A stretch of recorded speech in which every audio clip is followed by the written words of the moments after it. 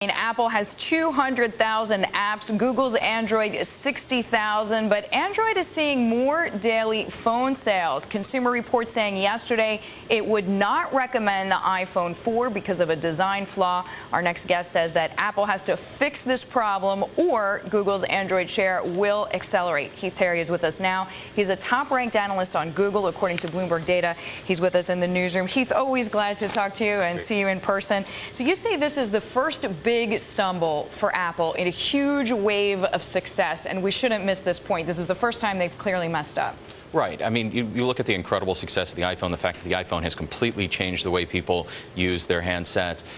This is the first, really the first big gaffe that they've had. Now the question is going to be, how do they react to it? Because at first when I read the reports, it seemed like, okay, I'm not left-handed, so it's not going to bother me, because the problem is really on the left side of the iPhone 4. When you're holding it in a certain spot, basically reception, just to talk on the phone, goes down. Right. And exactly. You're saying, for once, this is not AT&T's fault either, because that's been the mantra of the past. If only Apple could have a better provider, things would work better. And Consumer Reports basically verifying that yesterday in their report. Right. I mean, for a company that's been so incredibly good about design the way Apple has, this is essentially seems to be a design flaw.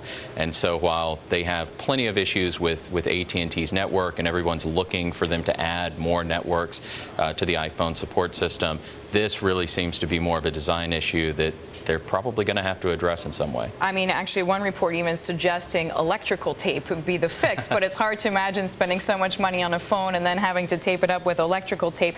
What does Google, though, have to do to gain? I mean, we pointed out this huge gap as far as apps go. It seems like Apple is so strong in its relationship with its developers. Does Google's Android even have a chance? Well, there's a big difference between quality and quantity in this. Google has a huge lead in terms of quantity because it's the biggest install base and it's relatively easy to develop for.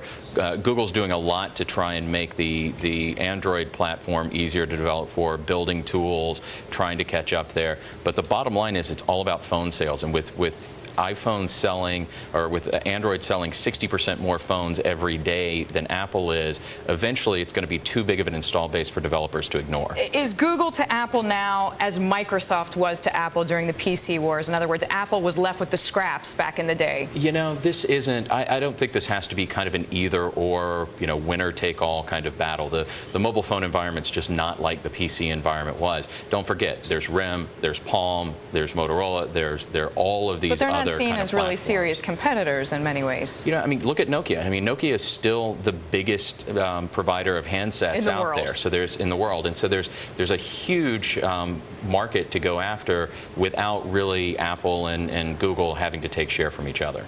All right. Thank you very much, Heath. Good to have your thoughts on that. Heath Terry joining us there from FBR Capital Markets.